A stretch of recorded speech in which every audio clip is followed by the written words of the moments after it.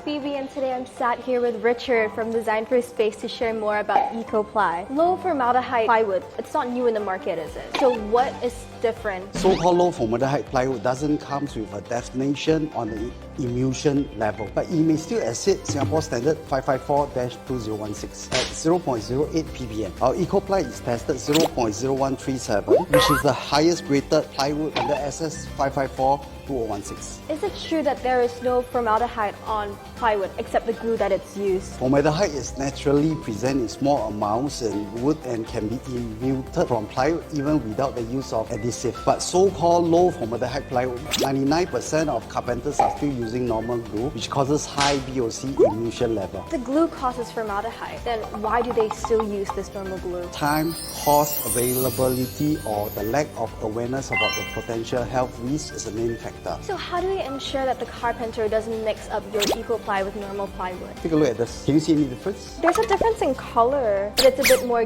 green on the side, whereas this material is all white. Our unique DNA sampling and exclusive color PVC for carcass. Since last year, we have soft launched and use it for many projects. Our carpenters are well trained to use this product. What kind of assurance does your homeowner get? Test kit available for homeowner to verify after installation.